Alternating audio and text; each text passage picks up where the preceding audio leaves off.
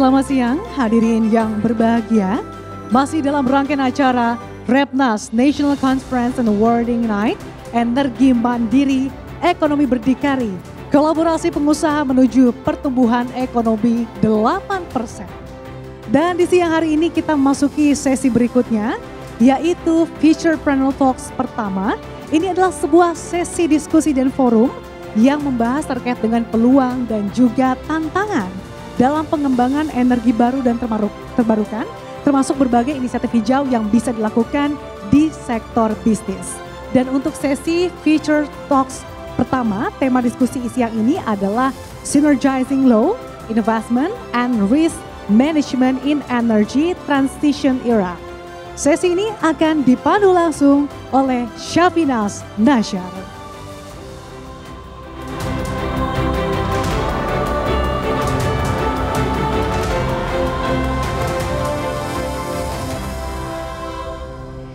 Assalamualaikum warahmatullahi wabarakatuh. Selamat siang Bapak Ibu hadirin sekalian. Apa kabarnya? Semoga semua yang hadir di sini sehat walafiat dan bisa mengikuti diskusi pada siang hari ini hingga usai nanti. Senang sekali saya Syafinas Nasyar, saya yang akan memandu Futurepreneur Talks siang hari ini dengan tamu yang luar biasa, dan seperti yang rekan baik saya sampaikan tadi bahwa kita akan berdiskusi dengan tema Synergizing Law, Investment and Risk Management in Energy Transition Era. Singkat cerita tentang diskusi hari ini Bapak Ibu sekalian, di tengah perubahan cepat dalam sektor energi dan juga tantangan global yang semakin kompleks, penting bagi kita tentunya untuk bisa menjelajahi bagaimana ketiga elemen dapat saling mendukung, tentunya dalam menciptakan transisi energi yang efektif dan juga berkelanjutan. Salah satu dari elemen tersebut adalah hukum, di mana memiliki peran kunci dalam membentuk kerangka kebijakan yang mendorong investasi di sektor energi terbarukan. Di sisi lain, investasi yang tepat akan memungkinkan pengembangan teknologi dan juga infrastruktur yang diperlukan. Tetapi kita juga harus memahami bahwa manajemen resiko yang efektif. Semua upaya dapat terancam oleh ketidakpastian pasar dan juga lingkungan. Dengan demikian, diskusi ini bertujuan untuk menggali sinergi antara hukum, investasi, dan juga manajemen resiko. Serta bagaimana ketiga aspek ini bisa saling bersinergi dan juga diintegrasikan untuk memfasilitasi transisi energi yang sukses. Untuk itu, saya tidak akan berdiskusi sendirian, saya akan mengundang ketiga narasumber saya yang luar biasa. Berikan tepuk tangan kepada yang pertama, saya akan mengundang Bapak Dr. Fahri Bahmit, pakar hukum tata negara.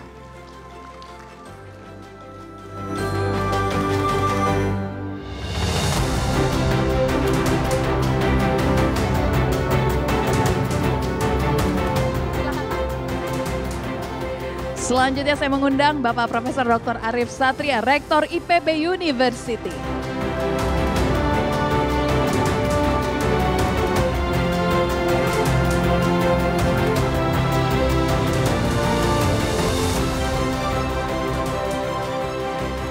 Selanjutnya saya mengundang Bapak Silmi Karim, Direktur Jenderal Imigrasi Kementerian Hukum dan Hak Asasi Manusia.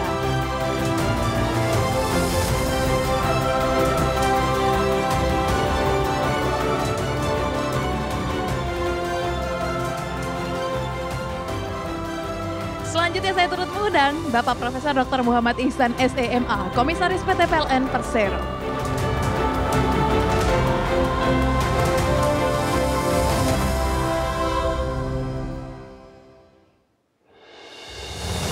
Selamat siang, silahkan berikan sekali lagi tepuk tangan yang paling meriah untuk keempat pembicara kita siang hari ini. Baik, selamat siang Bapak-Bapak sekalian, apa kabarnya Pak? Boleh dipegang mikrofonnya? Sudah ada mikrofonnya? Yang ada? Oke. Apa kabarnya Pak? Baik, alhamdulillah. Baik, alhamdulillah. Jadi Bapak-Bapak sekalian, di sini kita akan ada sesi diskusi, tetapi sebelum mulai diskusi, Bapak-Bapak yang ada di depan saat ini akan memulai dengan sesi pemaparan. Kita akan mulai sesi pemaparan masing-masing 10 menit. Saya akan persilahkan terlebih dahulu untuk Bapak Fahri Bahmit untuk memulai sesi pertama ya sebagai pakar hukum tata negara. Kepada Pak Fahri saya persilahkan. Iya, terima kasih. Berikan tepuk tangan untuk Pak Fahri. Terima kasih Mbak ya. Kesempatan pertama, mungkin saya coba untuk lebih ekstraksi agar lebih informatif ya, informasi ataupun pemaparan yang saya sampaikan.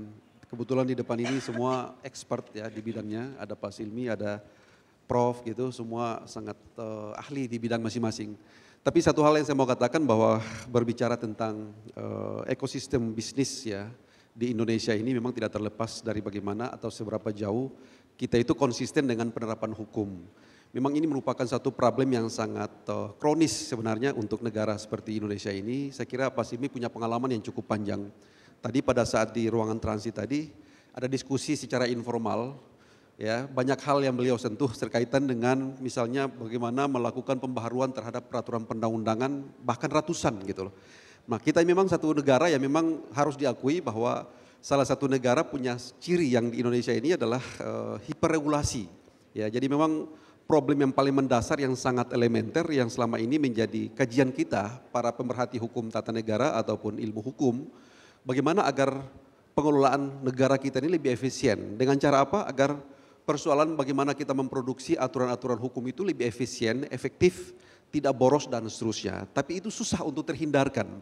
Karena memang demikian itu pada tahun 2017 itu 2018 kita mencoba untuk melakukan beberapa terobosan penting. Salah satunya adalah gagasan yang paling mendasar dari pemerintah pada saat itu untuk bagaimana memotong mata rantai agar birokrasi, agar bagaimana peraturan perundang-undangan kita tidak gemuk, ya, agar investasi dan iklim investasi kita itu betul-betul efektif dan efisien, agar betul-betul orang berinvestasi di negeri ini kondusif, tidak panjang dan seterusnya, tidak ada kepastian hukum dan seterusnya dan seterusnya. Makanya pada saat itu pemerintah mencoba untuk menggagas satu pikiran yang luar biasa pada saat itu, walaupun di sana sini masih terdapat kekurangan seperti omnibus pada saat itu. Nah pada saat itu pemerintah ya Presiden Jokowi mencoba menyampaikan atau melakukan satu terobosan penting, walaupun pada saat itu secara hukum positif belum tersedia atau belum memadainya dari aspek metodologi untuk bagaimana kita membuat satu terobosan dengan metode omnibus law itu. Tapi pada saat itu akhirnya berani juga kita bisa melakukan atau bisa melakukan terobosan itu dengan menghadirkan satu peraturan yang sangat progresif yang kita kenal dengan metode omnibus law. Omnibus pada saat itu bertujuan sebenarnya untuk memotong itu agar kita lebih ramping ya dalam bernegara, birokrasi tidak panjang, peraturan perundang-undangan yang kita hasilkan betul-betul efektif dan ramah terhadap iklim berinvestasi dan berekonomi, tentunya seperti itu. Nah itu poin penting yang ingin mau saya katakan. Yang kedua, dengan perkembangan selanjutnya melalui beberapa pembaharuan, akhirnya kita bersepakat untuk bagaimana agar mengakomodasi atau mengakomodir pikiran itu dengan pembaharuan terhadap undang-undang tentang pembentukan peraturan perundang-undangan. Akhirnya pemerintah dan DPR bersepakat dengan melahirkannya Undang-Undang nomor 23 tahun 2013, nomor 13 2022 tentang perubahan kedua atas Undang-Undang nomor 12 tahun 2011 tentang pembentukan peraturan perundang-undangan. Kita telah menyiapkan satu fondasi itu bahwa hari ini ya pemerintah bisa saja mengambil langkah-langkah cepat dengan cara misalnya melakukan pembaharuan, melakukan konsolidasi terhadap peraturan perundang-undangan yang dianggap terlalu panjang, terlalu deviatif. Dengan demikian secara konstitusional itu telah disiapkan saat ini, sehingga dengan demikian diharapkan bahwa berinvestasi untuk Indonesia masa depan tidak lagi panjang atau tidak lagi dihambat dengan berbagai produk peraturan perundang-undangan yang terlalu bertele-tele. Dengan demikian kita bisa memotong mata rantai itu, peraturan perundang-undangan yang dianggap menghambat iklim investasi itu bisa dipotong. Bisa dipotong dengan cara apa? Kalau memang pemerintah visioner dalam menangkap peluang-peluang ekonomi yang jauh lebih besar, jauh lebih prospektif tentunya, maka payung hukum yang disiapkan atau metodologi yang disiapkan itu telah tersedia. Nah itu kira-kira yang ingin saya mau katakan dalam statement awal seperti ini, bahwa kita kembali bahwa aspek hukum dan kepastian hukum dalam soal investasi menjadi kunci utama, menjadi sesuatu yang sangat penting dalam rangka untuk bagaimana kita membangun satu sistem atau membangun satu perekonomian yang lebih prospektif tentunya dengan cara-cara yang lebih konstruktif. Saya kira mungkin sebagai pengantar awal demikian dari saya. Terima kasih. Baik, terima kasih banyak. Produk regulasi yang menghambat investasi ini perlu untuk dipangkas. Nanti kita akan bahas lebih dalam lagi dalam sesi diskusi bersama dengan Pak Fahri Bahmit. Selanjutnya saya ingin mendengarkan pengantar juga, kurang lebihnya 10 menit dari Profesor Dr. Arief Satria selaku Rektor IPB University. Silakan Pak Arief. Berikan tepuk tangan untuk Pak Arief. Baik, terima kasih. Assalamualaikum warahmatullahi wabarakatuh. Saya kira perubahan iklim kan sudah menjadi keniscayaan ya, dan ini tantangan nyata yang harus kita hadapi. Setiap kenaikan 1 derajat itu bisa menurunkan 10% produksi padi. Dan saya kira kaitan perubahan iklim dengan energi sangat erat, sehingga mau tidak mau transisi energi ini sudah menjadi keniscayaan. Nah kalau kita lihat sekalian, pengurangan emisi dari penggunaan biodiesel sebagai upaya kita transisi energi ini, alhamdulillah di Indonesia pada tahun 2020 sudah sampai pada 22,48 juta ton ekuivalen CO2. Dan ini setara dengan kontribusi terhadap 7,8%. Dan menurut saya langkah kita ini progresif ya. Dan kita perlu memetakan lebih jauh dari potensi-potensi yang ada untuk sumber-sumber bioenergi. Yang pertama adalah sawit ya. Sawit ini menempati posisi yang pertama yang paling potensial. Yang kedua sekam padi, kemudian baru karet, kemudian sampah, kemudian kasava sangat kecil, tebu juga relatif kecil ya. Justru yang besar soal kayu. Jadi ada kurang lebih 10 sumber untuk bioenergi ini. Nah saya kira transisi energi bersih ini, saya kira sudah menjadi sesuatu sangat urgent sekali karena apa? Karena kita berusaha untuk menciptakan pembangunan rendah karbon, bagaimana kita menanggulangi krisis lingkungan, kita menjaga konektivitas yang kuat antara energi, air, dan pangan, serta mendorong inovasi energi bersih. Sehingga mau tidak mau perlu shifting ya, baik bagaimana kita melakukan upaya kebijakan energi bersih yang mendorong investasi hijau, regulasi yang tegas terkait pemanfaatan sumber daya alam dan lingkungan, pengembangan teknologi dan inovasi, efisiensi rantai pasok, perubahan perilaku, serta peningkatan kenyamanan dan kesehatan sosial. Nah, ketika kita menghadapi upaya untuk kebijakan energi mix di Indonesia ini memang ada sejumlah tantangan. Yang pertama tentu kita telah berhasil menerapkan kebijakan energi B30 ya. Dan apakah kita berencana benar-benar menerapkan B60? Kalau memang iya, ini ada sejumlah isu yang harus kita perhatikan. Pertama adalah ketersediaan infrastruktur dan jarak antar lokasi-lokasi pembangkit listrik dan jaringan listrik utama. Saya kira hal yang krusial. Kedua adalah harga yang lebih tinggi dibandingkan listrik yang dihasilkan oleh PLN. Ketersediaan bahan baku, turunnya harga minyak dunia. Isu lingkungan karena perluasan kebun kelapa sawit, kemudian juga meningkatnya kompetisi penggunaan sawit dan untuk energi dan pangan, serta kesenjangan peluang yang dimiliki oleh pelaku-pelaku usaha besar dan kecil yang berpartisipasi dalam isu bioenergi ini. Nah, karena saya diminta untuk bicara soal risiko ya, saya akan coba bahas risiko satu persatu. Bagaimana risiko fiskal terkait dengan implementasi mandatori biodiesel ini? Pertama adalah soal kebutuhan dana untuk insentif semakin tinggi, sementara keterbatasan BPDPKS ya sebagai sebuah institusi yang membantu untuk funding ini terbatas karena trade-off antara alokasi anggaran untuk implementasi mandatori biodiesel dengan program inti seperti peremajaan sawit, peningkatan SDM, riset sawit dan sebagainya. Kemudian kita juga harus tahu bahwa kebutuhan dana untuk insentif ini akan semakin besar jika selisih antara harga indeks pasar biodiesel dan harga indeks pasar solar semakin melebar. Kemudian juga dana perkebunan sawit tergantung pada harga dan pungutan ekspor. Meningkatkan pungutan ekspor akan menurunkan daya saing ekspor sawit Indonesia. Jadi juga ada pro kontra penggunaan dana perkebunan sawit untuk pengembangan biodiesel sehingga dapat menciptakan ketidakpastian dalam kebijakan. Oleh karena itu dengan risiko-risiko itu maka langkah apa yang kita lakukan? Strateginya tentu penerapan kebijakan pajak karbon dan green incentive yang penting harus kita lakukan. Penambahan alokasi dana insentif pengembangan biodiesel melalui mekanisme APBN. Memberikan insentif pada penggunaan biodiesel kategori public service obligation ya, dan serta meningkatkan efisiensi industri biodiesel dan reformulasi untuk biodiesel ini. Kemudian apa risiko pasar? Risiko pasarnya terkait dengan kompetisi penggunaan biodiesel dan energi terbarukan. Saya kira adanya mobil listrik, ya, green fuel dan sebagainya dapat menjadi penghambat keberlanjutan industri biodiesel. Kemudian pengembangan industri biodiesel masih tergantung pada insentif dari pemerintah. Kemudian pertumbuhan pasar domestik yang tinggi membuat para produsen biodiesel ini kurang tertarik untuk masuk ke pasar internasional. Kemudian hambatan dagang terhadap produk biodiesel Indonesia juga sangat tinggi, terutama karena isu lingkungan, biaya logistik dan biaya transaksi juga masih tinggi, serta permintaan bahan baku untuk biodiesel dapat meningkatkan harga minyak goreng, khususnya pada saat produksi sawit ini turun. Di sisi lain, implementasi program B30 ini dapat menjaga keseimbangan harga CPO di pasar dunia sehingga harga di tingkat petani bisa membaik. Oleh karena itu, langkah-langkah yang harus kita lakukan adalah bagaimana mengurangi intervensi pemerintah terhadap pasar domestik secara bertahap serta mendorong daya saing ekspor biodiesel. Nah, kemudian bagaimana risiko lingkungan? Risiko lingkungan, pengembangan biodiesel meningkatkan permintaan serta kapasitas produksi. Tentu peningkatan kebutuhan bahan baku, khususnya minyak sawit ini, meningkatkan risiko defisit stok untuk minyak sawit. Juga diperkirakan pembukaan lahan baru perkebunan sawit bisa mencapai 9,2 juta hektar untuk memenuhi kebutuhan bauran biodiesel sebesar 50%, ya, atau B50. Kemudian meningkatkan krisis lingkungan hidup karena ekspansi perkebunan sawit secara besar-besaran, yang saya kira juga akan menjadi isu internasional, dan peningkatan bauran biodiesel sehingga dapat menjadi penghambat terwujudnya komitmen penurunan emisi GRK yang ditetapkan dalam Updated National Determined Contribution atau NDC.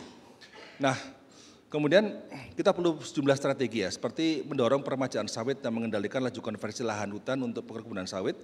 Produktivitas sawit juga harus kita lakukan, dan sekarang di Amerika sudah ditemukan alat instrumen untuk dengan menggunakan teknologi genomics ya, dengan tools genomics itu bisa mengetahui kualitas bibit sejak awal.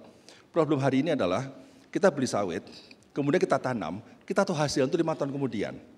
Dan kalau kita nggak tahu kualitas bibit dari awal, ini sangat berisiko. Dan ini banyak kondisi sawit rakyat, nanam, kemudian ketika 5 tahun ternyata buahnya sangat-sangat minim sekali. Nah, sekarang sudah dengan genomics sudah bisa dianalisis potensi bibit ketika kita mau nanam. Nah, oleh karena itu memang mau tidak mau, riset dan teknologi berbasis pada teknologi kekinian pada genomics ini sudah menjadi keniscayaan untuk perkebunan sawit. Kemudian next, saya kira kemudian bioetanol di Indonesia. Nah, pengembangan bioetanol di Indonesia ini juga mengalami hambatan karena pasokannya tidak konsisten, volatilitas harga, dan juga potensi produksi etanol selulosa alternatif saya kira sangat banyak ya. Saat ini kalau kita bicara etanol kan dari tebu ya. Nah, sebenarnya teknologi sekarang sudah semakin berkembang. Kalau bicara tebu, mana untuk gula, mana untuk energi. Kalau kita lihat sebenarnya gula generasi pertama itu dari tebu. Gula generasi kedua dari tepung-tepung. Gula generasi ketiga dari limbah sawit. Saat ini sudah ditemukan teknologi terkini bagaimana mengganti gula bukan dari tebu lagi tapi dari limbah sawit. Nah, ini kalau terjadi, saya kira akan sangat mengurangi ya permintaan terhadap gula untuk pangan. Dan menurut saya teknologi atau inovasi-inovasi yang berbasis pada teknologi terkini sehingga memunculkan alternatif food, future food ya, pangan masa depan yang alternatif ini bisa menjadi solusi banyak hal. Tadi soal gula bisa disubstitusi oleh sawit dan sebagainya. Nah, sehingga isu food, fuel dan feed ya, ini adalah isu yang mau tidak mau harus kita lakukan. Nah, bagaimana peran perguruan tinggi? Saya kira perguruan tinggi punya peran yang besar karena yang kita hadapi hari ini adalah the valley of death. The valley of death itu apa? Tidak ada jembatan antar dunia industri dengan dunia akademisi. Alhamdulillah sekarang adanya berkembangnya sains teknopark di berbagai tempat, itu sudah mulai dijembatani melalui proses hilirisasi inovasi yang semakin baik. Nah, tentu peran di perguruan tinggi, riset dan inovasi mau tidak mau harus terus didorong, termasuk bagaimana meningkatkan kausal tebu untuk kepentingan energi ini ya, varietas unggul yang harus dilakukan yang bisa didorong untuk bisa meningkatkan produktivitas ya. Kemudian yang kedua, bagaimana menciptakan para sociopreneur, next, terus juga masalah varietas baru seperti sorghum untuk industri, mana untuk pakan, mana untuk pangan, selalu 3 hal ini selalu harus dicarikan di tengah. Kemudian juga mikroalgae, yang saya risetnya juga semakin banyak, yang sudah berkembang. Kemudian kita lihat lagi, next ada lagi yang lain seperti untuk mikroalgae, sekarang memang belum berkembang secara maksimal. Kemudian kita lihat untuk beberapa zat bioaditif yang saat ini sudah banyak ditemukan di perguruan tinggi. Nah, jadi sekalian, saya kira kampus punya peran, satu hilirisasi inovasi, dan kalau bicara inovasi bicara riset, bicara resources, bicara dana. Jadi mau tidak mau riset harus terkonsolidasi antara energi, transisi energi ini, dan pangan. Menurut saya 2 ini menjadi harus prioritas. Riset perguruan tinggi ke depan itu menyelesaikan masalah pangan dan transisi energi. Kemudian kedua adalah orang. Kita bicara inovasi, kemudian bicara soal bagaimana menghasilkan para teknopreneur hijau. green technopreneur itu menjadi keniscayaan karena orang-orang yang bisa memproduksi dan menyelesaikan masalah isu lingkungan di masa depan adalah pengusaha-pengusaha yang memang punya concern terhadap isu-isu lingkungan. Sehingga mimpi kita untuk menjadi sebuah negara dengan visi sustainable development dengan sustainability yang baik, yang yang bisa antisipatif terhadap perubahan iklim, pada saat yang sama daya saing juga meningkat karena teknologi 4.0 kita dorong. Inilah dua hal yang harus berjalan dengan seiringan.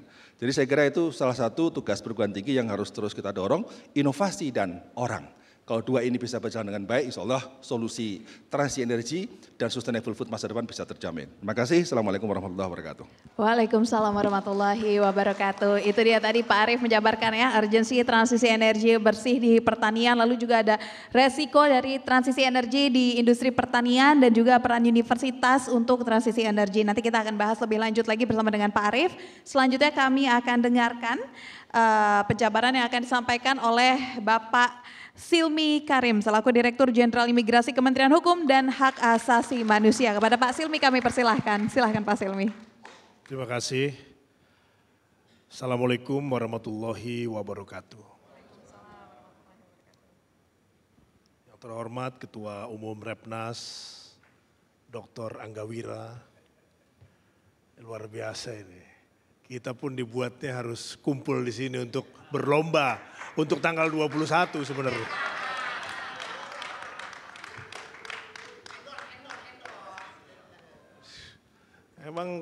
Memang beliau ini ahlinya, saya kenal tahun 2007 itu emang udah top lah ya. Beliau tinggal menyongsong takdir aja. Dan tentunya seluruh jajaran pengurus maupun hadirin yang telah hadir pada siang hari ini, dan tidak lupa moderator maupun juga pembicara yang bersama-sama kami ada di panggung. Tim sudah menyiapkan bahan, tetapi saya mau elaborasi dari sisi perspektif yang agak beda sedikit.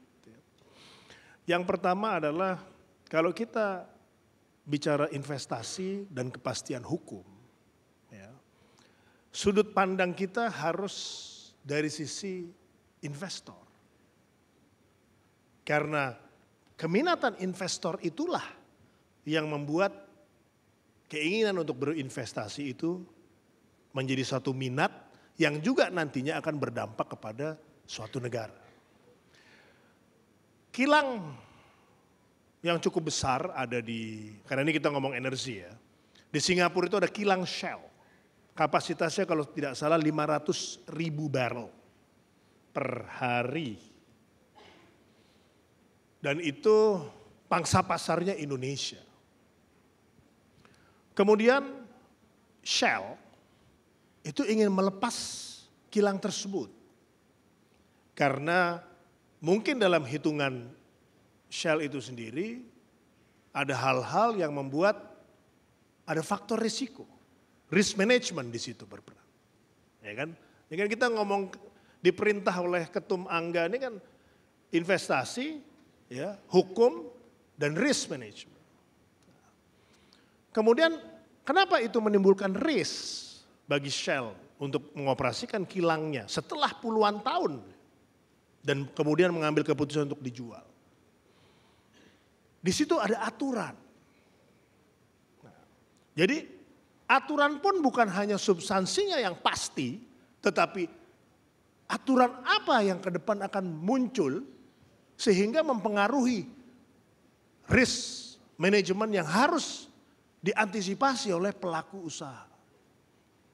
Nah, kalau ini ceritanya dari sisi yang lain, bukannya investasi, malah divestasi. Jadi ketiga hal ini sangat berkaitan. Nah, kemudian ditenderlah, ini ceritanya, kilang tersebut. Kilang tersebut ditender, yang mendaftar, ya, ada beberapa konsorsium. Salah satunya adalah konsorsium dari Indonesia.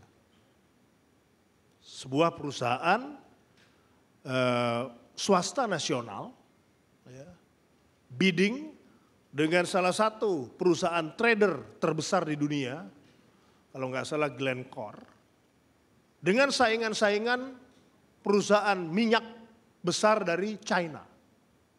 Nah, di sini merupakan satu peluang.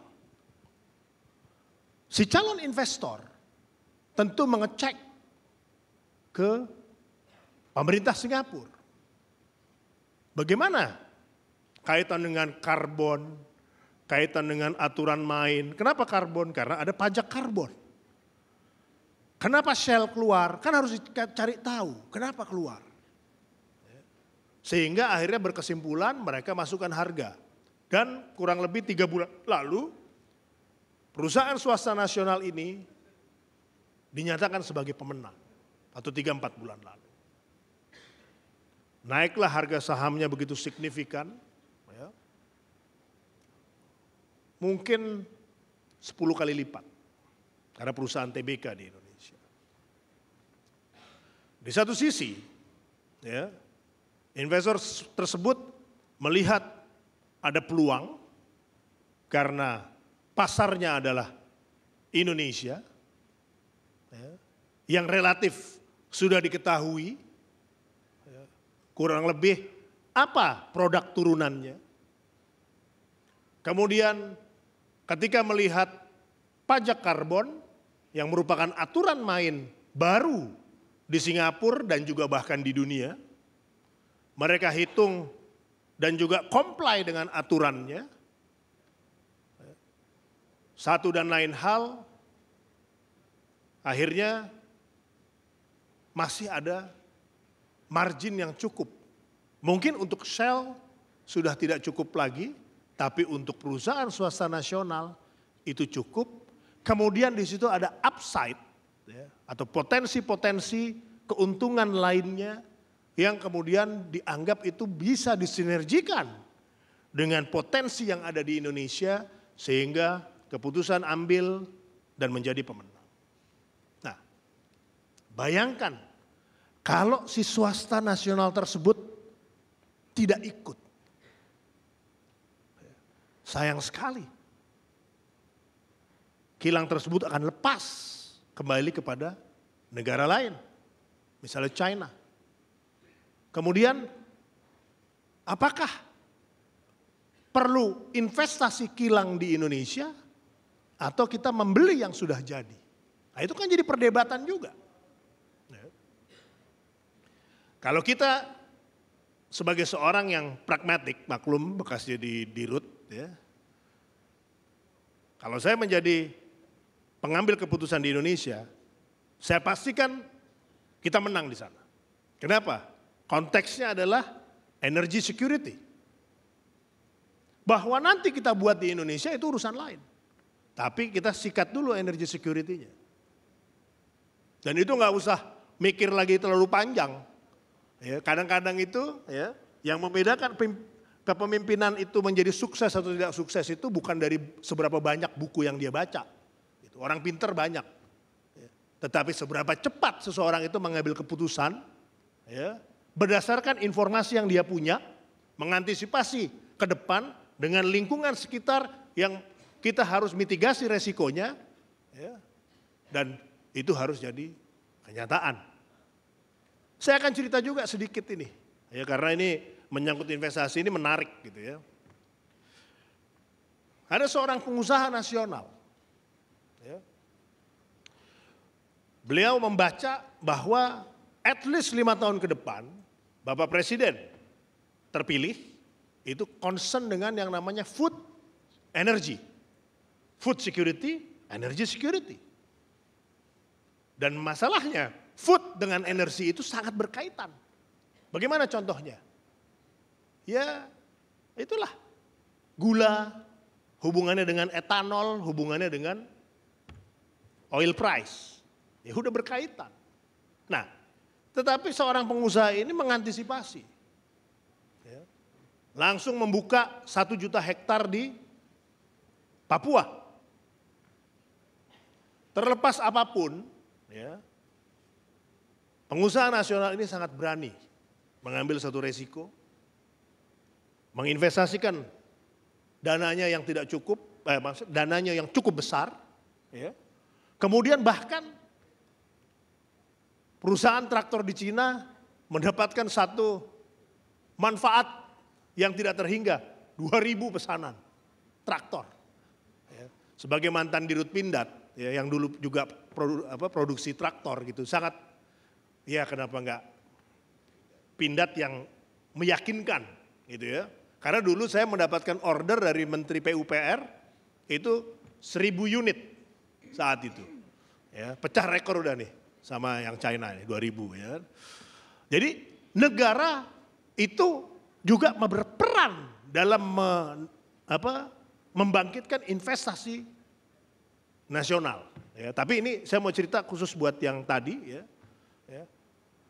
Jadi hukum saya ekstrim. Ada satu yang Singapura yang regulated, yang satu lagi berdasarkan apa? Keyakinan beliau bahwa ini akan mendapatkan dukungan dari presiden. Investasi aja dulu. Gitu. Ya. Tanpa melihat bagaimana risknya. Tetapi yang bersangkutan pasti sangat yakin didukung oleh presiden, ada kepastian dalam konteks hukum. Nah, ini kan saya yakin banyak pengusaha ini.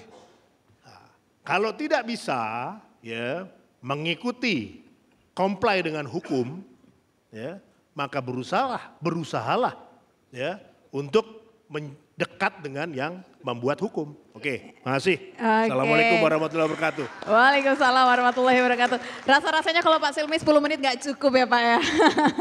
Nanti kita lanjutkan di sesi diskusi Pak, kita bisa berdiskusi lebih panjang lagi. 10 menit selanjutnya saya persilahkan kepada Prof. Muhammad Ihsan selaku Komisaris PT PLN untuk bisa membuka diskusi kita Pak, silahkan. Berikan tepuk tangan untuk Pak Ihsan. Terima kasih. Assalamualaikum warahmatullahi wabarakatuh. Saya beruntung yang terakhir sehingga saya nggak perlu menguraikan lagi tentang transisi energi.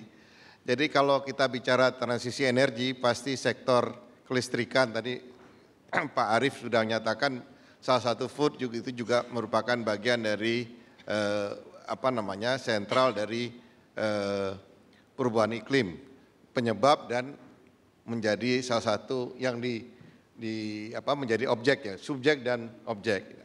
Nah, di sektor energi juga sama. Jadi PLN sektor energi itu merupakan subjek maupun objeknya. Nanti akan terkena.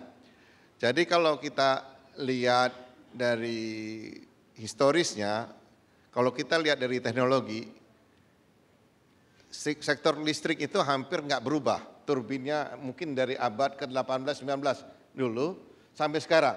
Tiba-tiba datang namanya transisi energi merubah semuanya teknologinya.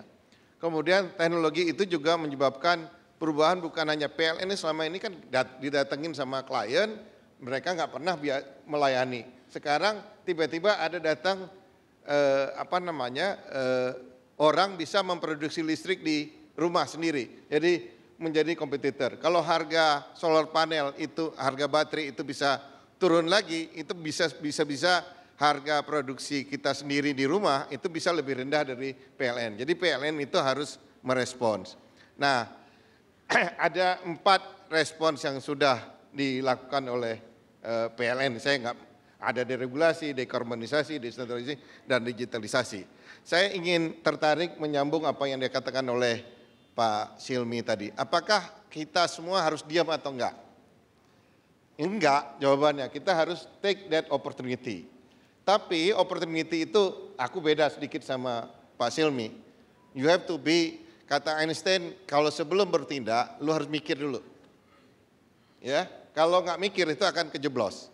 That's part dari risk management yang harus dilakukan.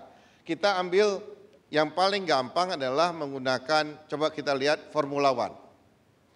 Formula One itu penuh dengan, mobilnya itu penuh dengan sensor. Sensornya komplit gitu loh ya. Kemudian sensor itu dikirim real time ke tim di belakangnya. Kemudian tim itu kemudian memberitahukan kepada si pembalapnya, lu harus belok, lu harus kiri kanan dan segala macam, sehingga menghasilkan kecepatan yang optimal sehingga dia bisa menangkan. Nah, yang bagian sensor-sensor kemudian tim itu adalah part dari mitigasi dari risiko yang dihadapi.